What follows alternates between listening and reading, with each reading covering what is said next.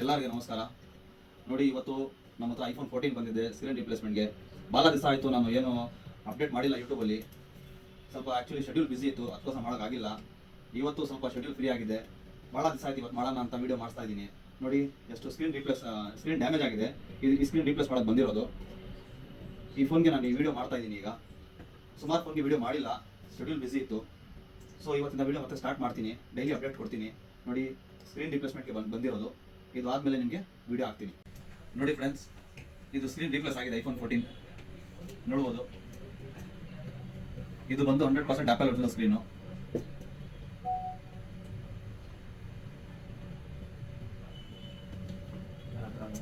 ಯಾರಾದರೂ ನಿಮ್ಮ ಹತ್ರ ಈ ಥರ ಏನೋ screen damages, back glass damages, apple related ಯಾವ ಪ್ರಾಡಕ್ಟ್ ಇರಲಿ, ಏನಾದರೂ ಪ್ರಾಬ್ಲಮ್ ಇದ್ದರೆ ನಮಗೆ ಕಾಂಟ್ಯಾಕ್ಟ್ ಮಾಡ್ಬೋದು.